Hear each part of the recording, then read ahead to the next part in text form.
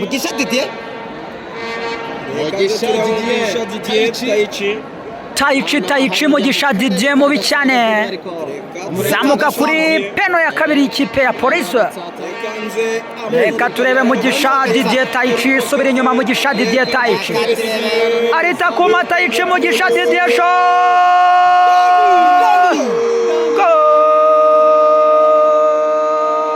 Mugisha Didier Taichi maestro ndani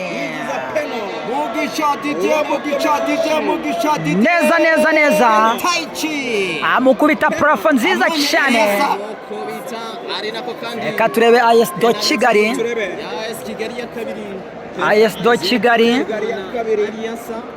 bamwita Eliasa AS do Kigali. Reka turebe aramukubita ikintu Rucogoza Eliasa AS do Kigali subira inyuma Rucogoza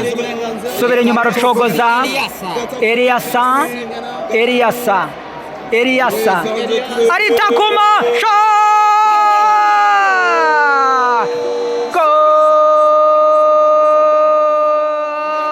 AS Kigali Rucogoza Eliasa ndani mani ishobora byose irakomeye cyane. Akaba ari Muhozi Fred rero w'ikipe ya Police uzamutse bamwita Muhozi Fred maestro, akaba ari ugiye gutera peno y'ikipe ya Police angaha.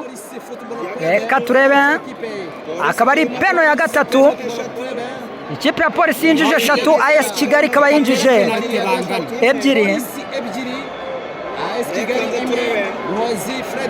Reka turebe Muhozi Fred ndani Muhozi Fred Police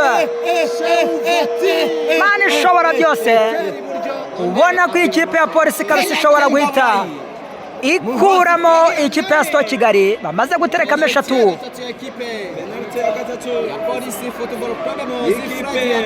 Frediri reka turebe yabivuze Ozan. Reka turebe yabivuze Ozan AS Kigali AS do Kigali Muhozi Fred yabivuze Ozan asubira inyuma yabivuze Ozan yabivuze ariruhutsa yabivuze Ozan aritakuma yabivuze Ozan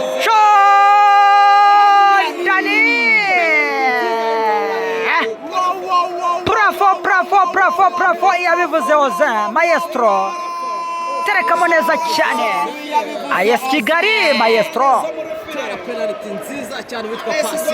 Attention reka ture Police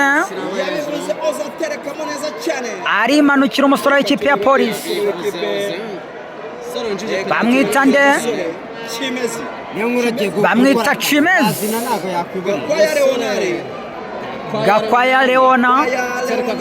Reka turebe Gakwaya Leona subira inyuma Gakwaya Leonal rebana n'umuzungu. Attention Gakwaya aritakuma attention shotani mani ishobora byose ko bikomeye hano. Kipe ya Police ubona ko ifite kabisa akanyamuneza biraza kuba bigenda bite mani ishobora byose. Penalty shootout komeye cyane penalty shootout. Reka turebe AS do Kigali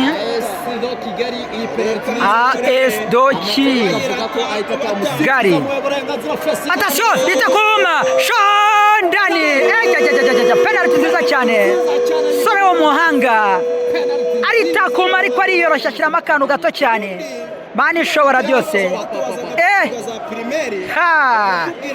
Ati overtire yakomeye cyane